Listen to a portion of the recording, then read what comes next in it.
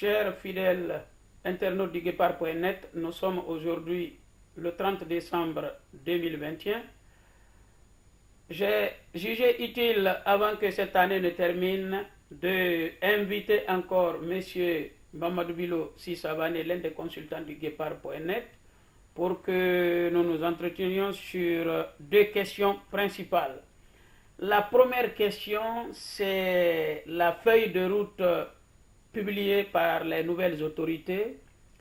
Et deuxième question que je souhaite poser à M. Sissavane, c'est qu'il y a une image qui circule dans les téléphones, dans les réseaux sociaux, un peu partout, où on voit le chef de la junte tirer un corps, un cadavre jeté par terre qui avait fait beaucoup de débats. Je veux lui demander son avis sur cette question.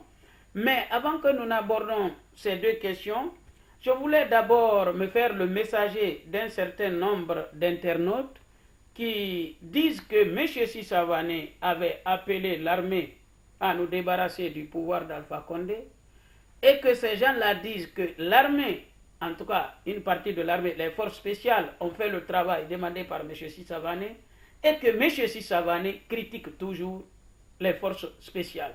Certaines personnes disent qu'il n'est jamais content, d'autres disent qu'il est contradictoire. Alors, je lui transmets cette question. Bonjour, M. Savane. Bonjour, M. Makalela. Avant que nous n'abordons nos deux principaux points, je veux quand même que vous répondiez aux personnes qui disent que qu'est-ce que vous voulez. Les militaires sont là, vous avez appelé les militaires, ils sont là, vous les critiquez encore. Alors, pouvez-vous leur donner votre réponse?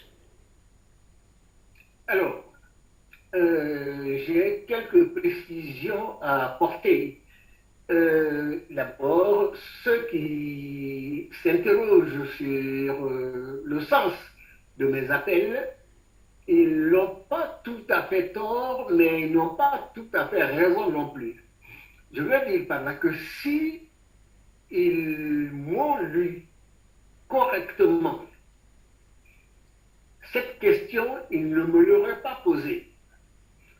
Je suppose donc que certains d'entre eux n'ont pas lu ou pas complètement compris.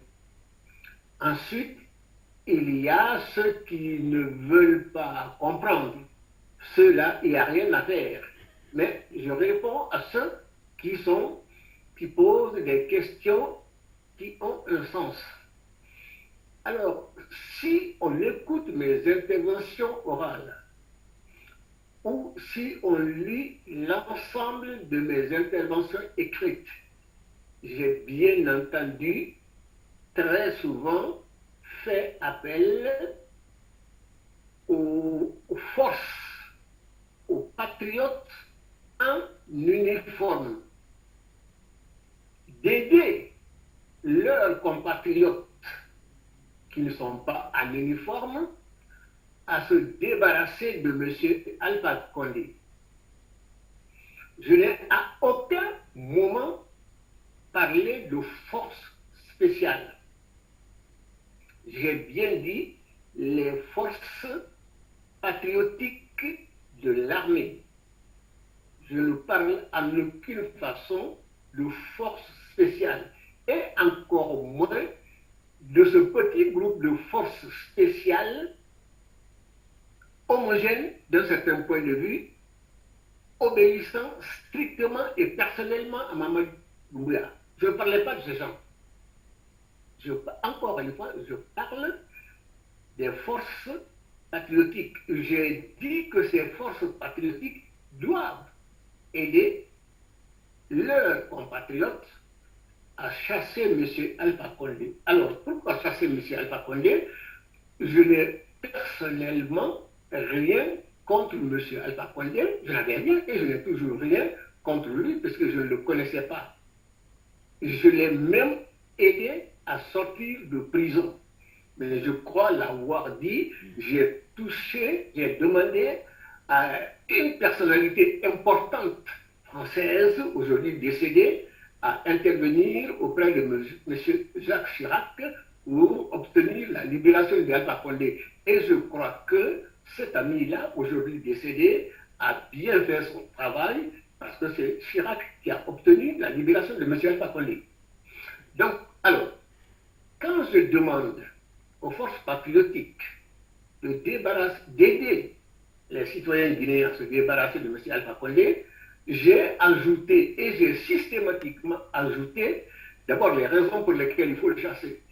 Et il a non seulement jeté la constitution légitime et légale à terre, celle de mai 2010, ensuite il a piétiné l'ordre constitutionnel légal. Donc, il fallait le chasser pour remplacer, remettre sur pied, pour rétablir la légalité constitutionnelle normale.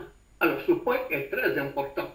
Il ne s'agit pas simplement de chasser M. Alpha Condé, ça n'était qu'une petite étape. L'étape essentielle est de rétablir la légalité constitutionnelle normale. Quelle est cette légalité constitutionnelle normale? C'est la Constitution du 7 mai 2010, sur la base de laquelle lui-même, Alpha Condé, a exercé 2 mandats consécutifs sans aucun problème institutionnel. Donc, si ce que j'appelle les forces patriotiques avaient pris le pouvoir, je suis persuadé qu'ils auraient immédiatement rétabli la légalité constitutionnelle et qu'ils ne se seraient pas maintenus dans cette ambiguïté, par exemple en disant qu'ils vont refonder la Guinée, qu'ils vont... D'ailleurs, ils sont en train de chasser tous ceux qui ont contribué à maintenir le pays pour qu'il ne sombre pas. Voilà. Alors, je répète. Oui. J'ai bien dit chasser M. Alpha Condé pour rétablir l'ordre constitutionnel légal. Pour cela, il n'y a pas besoin d'autre constitution. Elle existe. C'est cette constitution-là qui a permis à M. Alpha Condé d'exercer 2 mandats consécutifs. Il suffit de la rétablir. Or, ce n'est pas ce que fait Doumbouya. Il a un autre projet qui n'a rien à voir avec les intérêts du pays. Voilà, donc je pense, si je vous ai bien compris, le problème, parce qu'au début, vous avez quand même soutenu le renversement d'Alpha Condé, mais pour vous, le fait que les forces spéciales n'ont pas pris le pouvoir pour la restauration de l'ordre constitutionnel bafoué, vous avez dit qu'ils ne correspondent pas à ces patriotes en uniforme que vous avez appelés, c'est-à-dire dont la tâche principale aurait été de restaurer l'ordre constitutionnel bafoué. Parce que sur ce point, vous aviez écrit, c'était lors d'une émission sur le Guépard, vous avez dit que le problème, ce n'était pas la Constitution, mais Alpha Condé. Tout à fait. Ce même Alpha Condé qui était protégé par ces mêmes forces spéciales. Que si on s'est débarrassé d'Alpha Condé, on n'a pas à s'en prendre à la Constitution qui ne constituait pas un problème. Alors, je pense que ceux qui ont posé ces questions ont leur réponse à eux de l'apprécier. Alors, M. Savané, nous allons passer,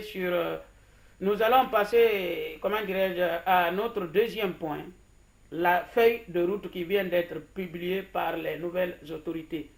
Qu'en pensez-vous?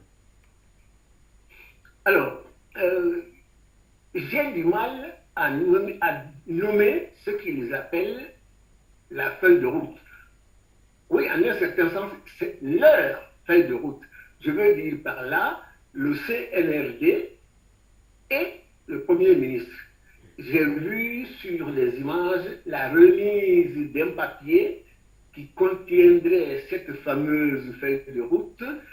J'ai l'impression que le Premier ministre était là tremblant devant, terrorisé devant Mamadi Doumbouya. Alors, ce qu'ils appellent feuille de route, et que je considère que c'est leur feuille de route pour mettre sur pied leur projet personnel qui n'a rien à voir avec les intérêts du pays. Alors, leur feuille de route est, à mes yeux, d'abord incohérent et incomplet. D'accord. Incohérent, ils emploient le terme de transition. Parce que de fait, normalement, ça devrait être un gouvernement de transition. Mais une transition, c'est un laps court de temps. Ce n'est pas pour 2 ans, ou 3 ans, ou 4 ans, ou 5 ans. Donc, ensuite, il donne une liste impressionnante de ce qu'ils veulent faire ou qu'ils feraient. Ce que j'ai vu comme liste, si c'est ça leur feuille de route, il y en a pour 15 à 20 ans. 15 à 20 ans. Très sérieux. Oui, absolument. Parce que si on veut refonder, si on veut refonder un pays, un État, les Khmers rouges au Cambodge avaient entrepris de refonder. Chacun sait quelles sont les méthodes qu'ils étaient contraints d'employer. Parce que refonder, c'est éradiquer ce qui était avant pour mettre ce que nous, on croit nouveau. Donc, ce que nous avons fabriqué. Autrement dit, les refondateurs éradiquent complètement ce qu'ils ont trouvé pour mettre ce que eux ont fabriqué. Autrement dit, ils ont un projet qui ne peut être réalisé que sur 15 à 20 ans. Ça, ouais. Donc, leur projet n'a strictement rien à voir avec l'intérêt du pays. Ça, c'est ma première observation. Ma deuxième observation, c'est que à aucun moment, ils font état d'une transition. En tout cas, dans leur projet. Le mot transition y figure. Or, si ce Premier ministre a été nommé, si Mamadi Doumbouya se fait appeler président, mais je reviendrai sur la confusion de vocabulaire ou de termes que les gens entretiennent. Si ils ont promis à la CEDEAO de conduire une transition politique, lorsqu'il y a coup d'État, et c'est le cas, ne peut pas durer plus de 12 mois si ceux qui sont en charge de cette transition sont honnêtes, n'ont pas de double jeu. Alors, quel est le travail d'une transition politique? C'est de préparer un véritable fichier électoral acceptable. Ensuite, organiser une élection présidentielle honnête, transparente et acceptable. Si la transition, c'est cela, ce travail peut être fait en 12, 13 ou 14 mois sans plus. Mais si c'est pour faire autre chose, comme ils se sont engagés à le faire, évidemment, il n'y aura pas de date, puisque encore une fois, ce que j'ai vu, ils ont 15 à 20 ans. Même un gouvernement élu, même un pouvoir élu ne pourra pas faire cela en 15-20 ans, c'est pas vrai. Quiconque le dit est un menteur. Refonder l'État, etc. D'abord, pourquoi refonder? Cette notion de refonder l'État est excessivement dangereuse. Je vais bien, j'insiste. Cela suppose qu'on chasse tout le monde.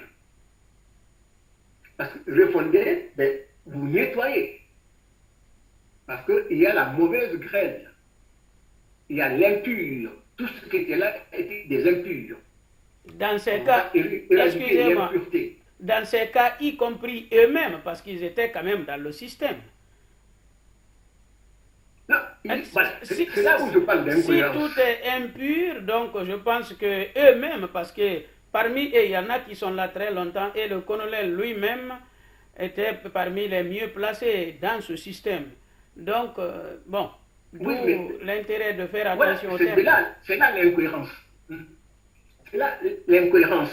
Mais ce que je veux, c'est sur quoi je vais insister.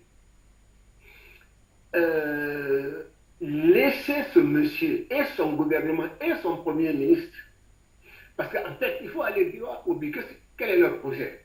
Leur projet, c'est de dire, bon, puisque nous ne pouvons pas éliminer physiquement s'il y a Selou ou bien Kouyaté, ou les trois à la fois, on va trouver un système qui, progressivement, va les éliminer.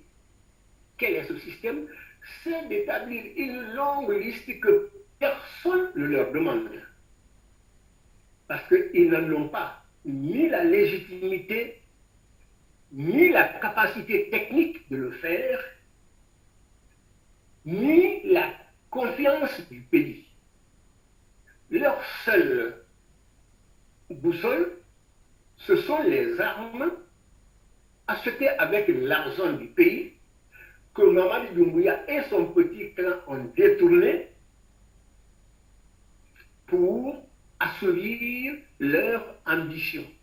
Alors, Ils n'ont donc aucune légitimité. Une parenthèse, M. Savané. Vous parlez en tout cas de médiocrité. Ça, pour l'instant, ce que nous voyons, si c'est ça leur méthode de refondation, c'est-à-dire ils ne vont pas faire avancer notre pays, mais nous reculer. Je vous donne deux exemples. Prenons d'abord un certain Dansa Kourouma, que les Guinéens connaissent, qui n'a jamais travaillé dans sa vie. On dit docteur Dansa Kourouma, il n'a jamais travaillé dans sa vie. Jamais travaillé. C'est lui qui est là pour recevoir des CV et dire telle personne et telle personne peuvent être nommées. Mais pour évaluer la capacité des gens, pour évaluer le niveau des gens, il faut toi-même en avoir. Un autre point, la personne qui est nommée comme ministre de l'administration du territoire, son seul mérite, son seul diplôme, c'est parce qu'il est ami au colonel. Sinon, ce gars-là aussi, ce monsieur n'a jamais travaillé dans sa vie. Il a créé une association, il vivait de cela. Celui qui a vécu du bénévolat, comme nous savons comment ça se passe en Guinée, si ce sont ces gens-là que le colonel Mamadi Doumbouya pense pouvoir être les messies pour notre pays, je pense qu'on est très mal parti. Pour terminer sur ma parenthèse, du haut du CNRD jusqu'en bas, les 95% des CV sont faux, en commençant par les membres du CNRD. Bon, pour l'instant, nous ne voulons pas polémiquer là-dessus, mais les 95% des CV sont faux. Voilà. Je vous laisse continuer, M. Savané. Bon, alors, vous avez bien fait de donner ces précisions.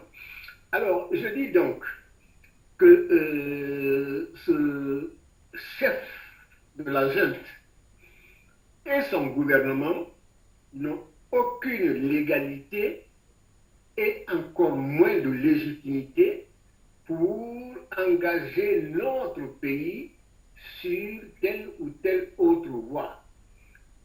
Ceux qui peuvent engager le pays sur une voie qu'ils auraient préalablement définie et présentée au pays lors d'une campagne électorale, ce sont ceux qui constitutionnellement sont fondés à le faire. Et actuellement, ce sont les partis politiques.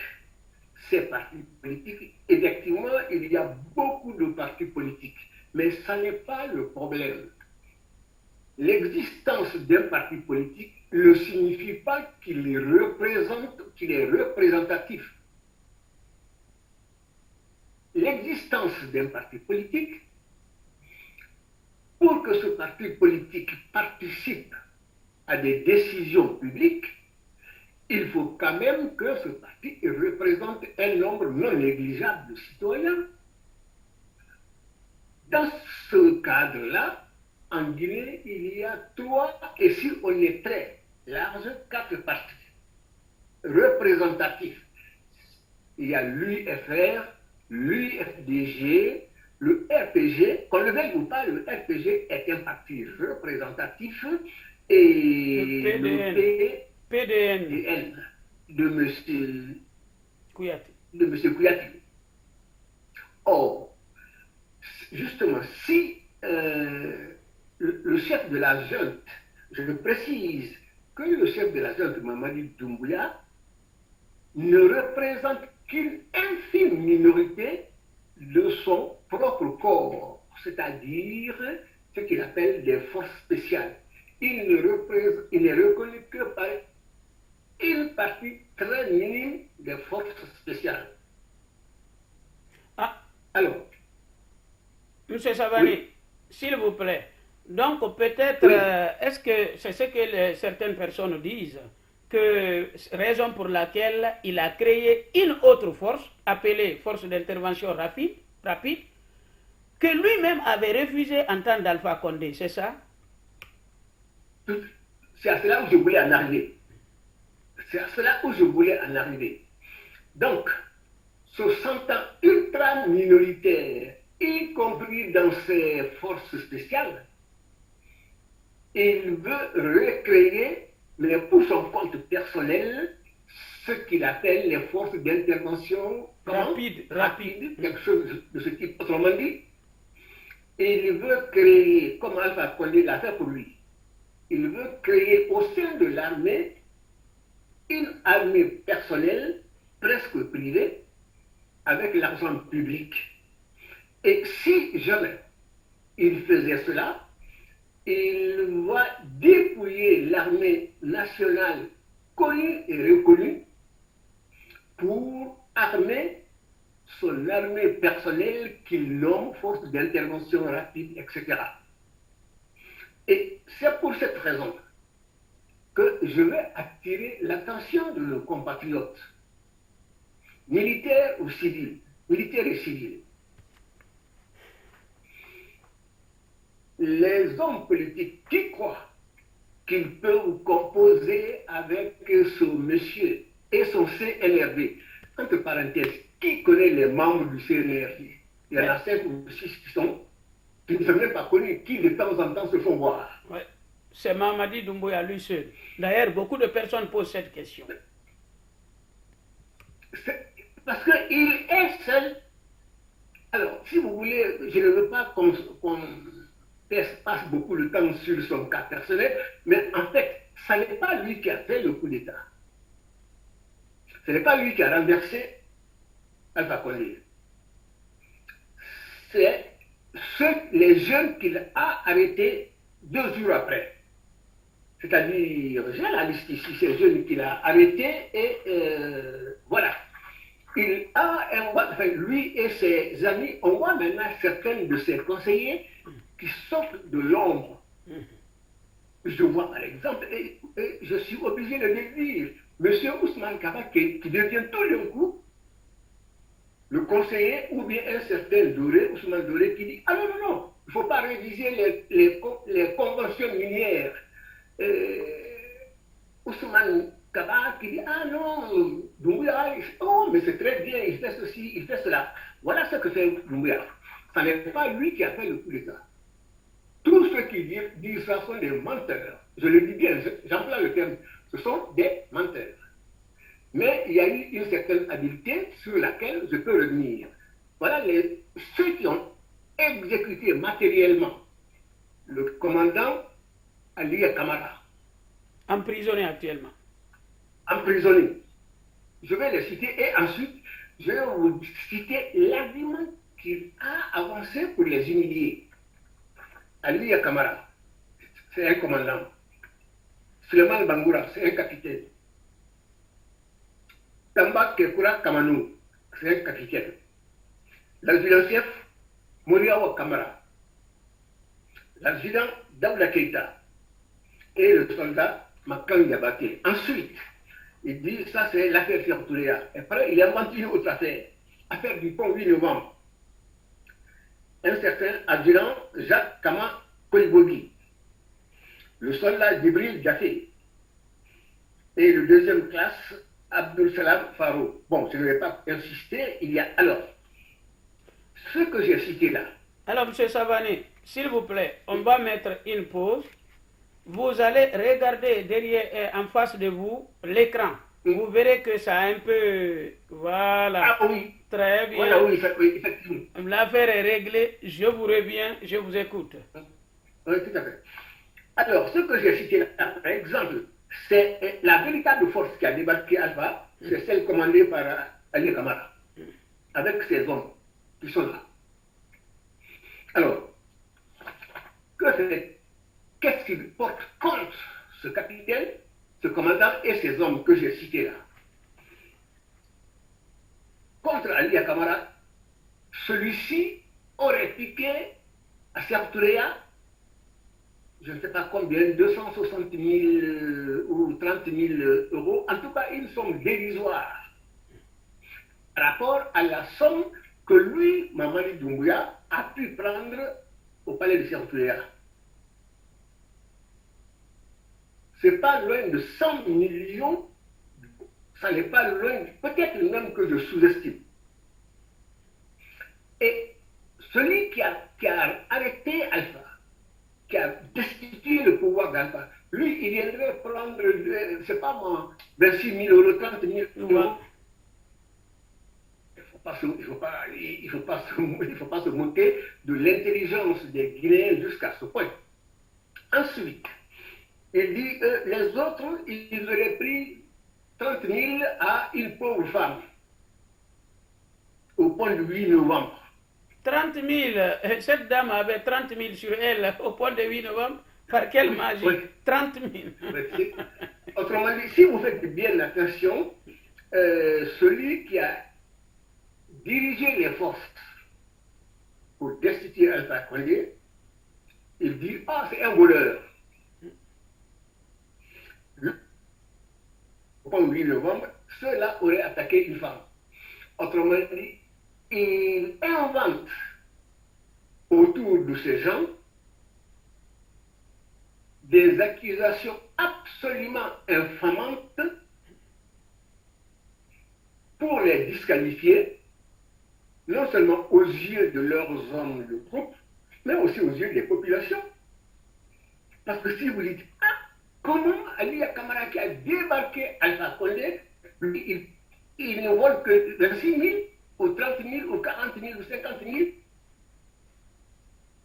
Alors, donc, il faut savoir que Mamadi Doumbouya a un autre projet. Lui et son gouvernement. Moi, je vais aller plus loin. Ils ont parlé de comité de défense de la transition. De la transition, voilà. Mais voilà. Ils disent que la transition est acceptée par tout le monde, comme on le voit. Mais pourquoi le protecteur de la transition, c'est nous tous? Si c'est la transition. Absolument. Et il le confie à un certain Dansa Kourmon. Je ne sais pas si on parle du même Dansa Kourmon. C'est lui. Ah bon. Alors, celui-ci dit il faut 3 000 ou 5 000, en tout cas beaucoup de milliers. Il ne faut pas plaisanter avec cette idée-là. Il le lance comme ça en l'air, mais en fait, c'est les miliciens qu'il prépare. Et avec une certaine homogénéité ethnique. Il ne faut pas se leurrer, il faut désigner les choses par leur nom. C'est une milice ethnique que Mamadi Doumbouya est en train de préparer. Mais pour le faire efficacement, tous les jours, il sort des décrets de nomination. Mais quand il met un dialogue, vous entendez le nom d'un Bamboura et puis vous entendez le nom d'un, je ne sais pas, d'un Souma. Mais très souvent à des postes pas quand même identiques. Non, des postes, je ne vais pas dire insignifiants, mais des postes tout à fait affaires subalternes. Alors, donc il faut que nos compatriotes fassent attention, se réveillent. Il ne faut plus accepter n'importe quel pouvoir. L'idée que Mamadi Doumbouya aurait libéré, mais il a libéré qui? C'était des gens qui n'auraient pas dû être arrêtés. Ce sont des gens qui ont donné leur avis, qui n'étaient pas d'accord politiquement. Et en plus, ceux qui ont été massacrés pour l'élection de Alpha Condé en 2020, c'est lui, Mamadi Doumbouya, qui dirigeait les massacres. C'est lui, Mamadi Doumbouya, et son compère Bala Samoura, qui allaient dans les quartiers arrêter les populations, Mais alors, les enlever la nuit. sur ce point, M. Savané, je suis quand même ahuri par le comportement des Guinéens, comme si Mamadi Doumbouya et Bala Samoura venaient de tomber. Vous savez, le collectif contre l'impunité en Guinée, dont vous êtes membre, c'est contre ces personnes qu'on manifestait il y a juste quelques mois. Mais on les présente aujourd'hui comme s'ils tombaient du ciel. On sait, Bala Samoura et Baïdi Haribo, comment ils se concertaient pour enlever les jeunes de Kaloum, les séquestrer, les torturer. Le Guinéen doit... pourquoi on se comporte comme des amnésiques? Mais Mamadi Doumbouya était le bras armé d'Alpha Condé. Ça même la presse internationale le dit encore aujourd'hui. Le sait, oui. Et je veux, puisqu'on parle de Mamadi Doumbouya, il circule actuellement sur les réseaux sociaux, moi-même j'en ai reçu, mais où il y a des cadavres, le colonel Mamadi Doumbouya lui-même en personne est en train de tirer ces cadavres comme les chasseurs qui ont tué par exemple un sanglier et le traînent par terre jusqu'à l'endroit où ils vont le dépecer. Voilà le personnage que les Guinéens ou certains Guinéens veulent présenter comme le chef d'État, etc. Il n'est pas chef d'État. Mamadi Doumbouya est un criminel. Je vais répéter, Mamadi Doumbouya est un criminel d'une cruauté totale. Chacun a vu ces images. Et il a même ordonné,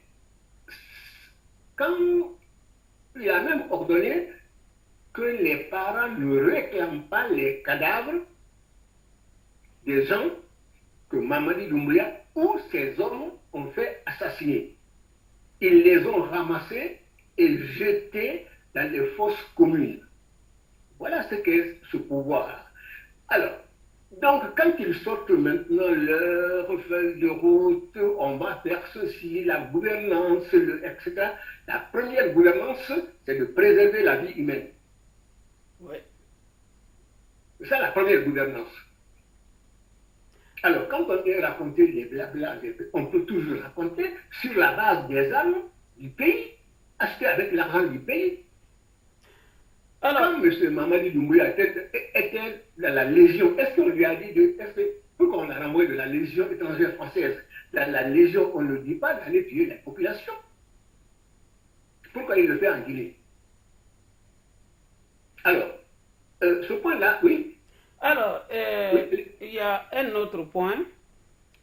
Mais concernant toujours le fait que les nouvelles autorités, la gente, parlent de nettoyage de notre pays, mais ce que nous ne comprenons pas, des personnes, vous avez le commandant Ali qui est en prison pour 24 000 €, accusé d'avoir volé 24 000 €, mais ceux qui ont, lui-même, il avait stoppé, il avait, à un moment donné, arrêté les 450 camions d'un commis de l'État. Nous savons des milliards et des milliards pillés à l'Assemblée nationale. M. Damaro Camara était cité même par un certain nombre de députés. Nous savons comment, en tout cas nous voyons combien de fois les Kassori Fofana, les Kiridi Bangoura, les Tibou Camara, les Baïdi Haribo et tant d'autres se sont enrichis. Nous voyons celui qui était, comment dirais-je, aux impôts, le directeur national des impôts, qui a 70 maisons, 70 villas à Tromelin, ainsi de suite. Tout ce beau monde se promène. Certains collaborent avec Mamadi Doumbouya, parce que Kiridi, il collabore avec Kiridi. Il collabore avec Moustapha Naïté, qui a été accusé d'avoir détourné 1300 milliards, 900 milliards travaux d'urgence routiers, 400 milliards au patrimoine bâti. Tout ce beau monde est autour de lui. Mais comment les Guinéens peuvent regarder Mamadi Doumbouya et le croire en une seule seconde? Et puis pour terminer sur cette question, Mamadi Doumbouya avait dit qu'il n'y a pas de recyclage. Il vient de tenir cette promesse. Moyen d'un mois, il a violé sa promesse. Qui dit qu'il ne violera pas d'autres promesses? Mais ça, c'est quand même des questions. Je ne sais pas si vous avez des réponses à ces questions. Je n'ai pas de réponse totale à ces questions, mais je vais juste compléter ce que vous avez dit. Mais là, je m'adresse à d'autres, les gens qui sont les patriotes. Je sais qu'ils sont dans l'armée. Ils sont dans l'armée. Ces patriotes que j'appelle à l'uniforme, ils ne veulent pas confisquer le pouvoir. Ce que ces patriotes veulent attendre, c'est de dégager, ce qu'ils attendaient, c'est de dégager Alpha Condé, refaire les élections et laisser la chose publique à ceux qui en ont la qualité constitutionnelle. C'est ce que ces patriotes en uniforme espéraient faire. Et je pense qu'ils n'ont pas changé de projet. Alors, bon, dans cette affaire-là, je vais revenir sur un point. Mamadi Doumbouya a introduit un fait tout à fait nouveau en Afrique de l'Ouest. Des mercenaires. Tous les Guinéens ont vu le 5 septembre des mercenaires dans les jupes. Des mercenaires blancs. Ce sont ces mercenaires. Oui, des mercenaires blancs. Or, depuis la fin des années 70, même en Afrique centrale, vers le Zaïre, etc., on est arrivé à bout du mercenariat. Pour la première fois, en Afrique de l'Ouest, Mamadi Doumbouya et certains de ses conseillers ont introduit le mercenariat en Afrique de l'Ouest, notamment en Guinée. Si la CEDEAO ne fait pas tout pour qu'on mette la main sur Mamadi et son groupe, je ne suis pas un ni un prophète, mais les lendemains seront très douloureux pour plusieurs États de l'Afrique de l'Ouest, puisque ce colonel légionnaire aura introduit le mercenariat en Afrique de l'Ouest, il aura pris le pouvoir avec des mercenaires, rien ne lui est arrivé. Ensuite, il brave la CEDEAO en disant que lui, il est là pour 5 ans, ou 6 ans, ou 7 ans, ou 8 ans, ou je ne sais pas, il va refonder le pays. La CEDEAO, il s'en moque.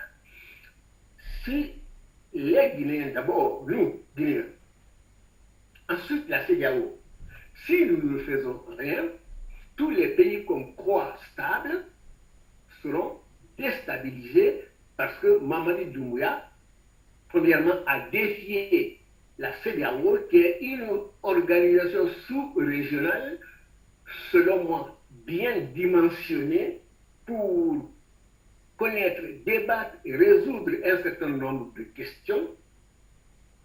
Deuxièmement, il aura fait introduire le mercenariat en Afrique. Il n'y avait pas de mercenaire, aucun militaire en Afrique de l'Ouest, que ce soit au Mali, personne n'a jamais eu recours aux mercenaires. C'est Mamadi Doumbouya et son petit groupe qui l'ont fait. Il faut que les Guinéens, la CEDEAO, les pays voisins mettent fin à cela. Si Mamadi Doumbouya devait rester au pouvoir alors qu'il a été porté par les mercenaires, aucun pays de l'Afrique de l'Ouest ne pourra connaître une stabilité. Bon, M. Savané, nous avons largement dépassé le temps imparti. Moi-même, j'étais un peu capté par vos interventions. Quel est votre dernier mot?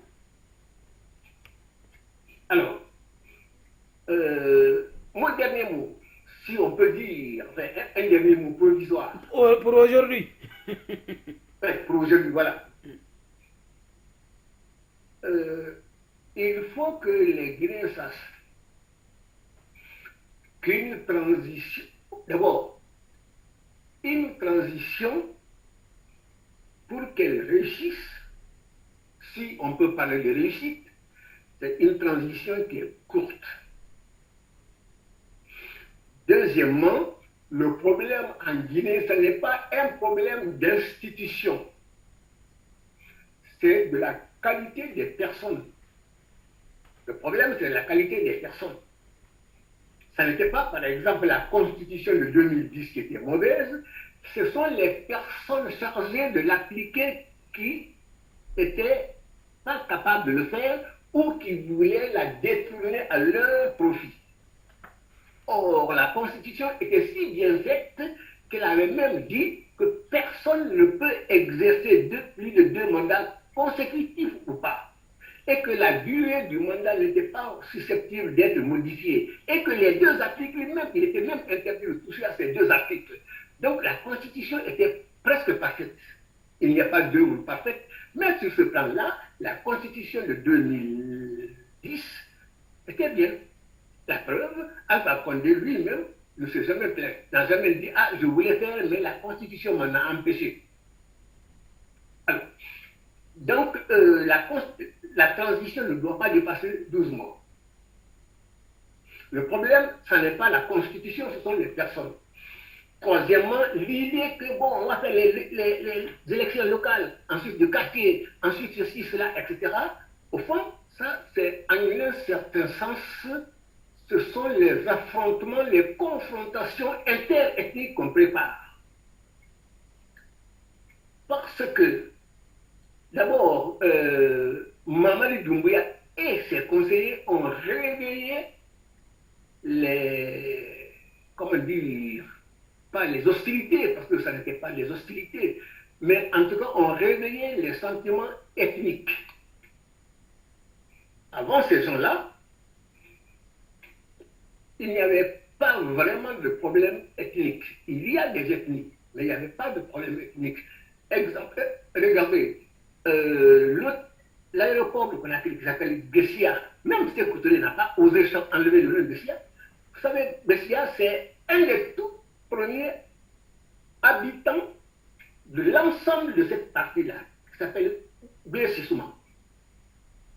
C'était un bague pêcheur, Biesissouma. Ce sont ses descendants qui sont propriétaires de cette partie-là. Sékou Touré n'y avait pas touché, il le savait.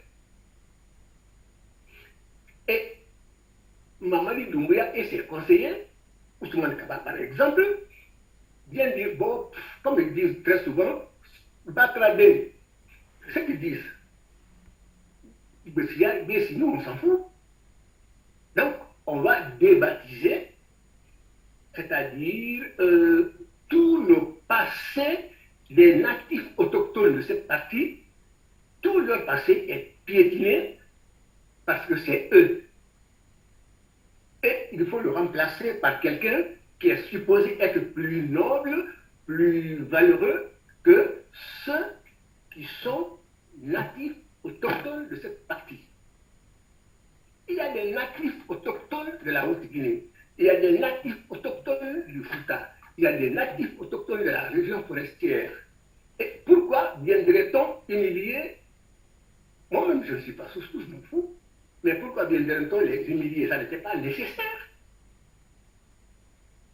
On peut trouver à donner des noms de Sékou Touré à ce qu'on veut, mais sans débaptiser cet aéroport-là qui porte le nom de quelqu'un qui a une importance énorme pour toute la population de cette région. Donc, il faut mettre fin à cette transition. Il ne faut pas laisser s'installer l'idée qu'on peut appeler des mercenaires, prendre le pouvoir et s'installer. Ça n'est pas possible, c'est dangereux pour tout le monde, pour toute l'Afrique. Voilà ce que je voulais dire. Merci beaucoup, M. Savané. Je pense que vous avez été très loin dans ce que vous pensez aujourd'hui de cette transition. Et de toutes les façons, dès début 2022, nous viendrons encore vers vous, toujours pour qu'on échange ensemble. En tout cas, merci beaucoup, M. Savané, et merci à nos chers internautes du Guépard, et j'espère à très bientôt. Et je souhaite bonne année d'avance à tous mes compatriotes. Ah, ben Voilà. très bien. Le Guépard n'y avait pas pensé. Ben moi aussi, je dis bonne et heureuse année à tous nos internautes et je pense à très bientôt à votre service.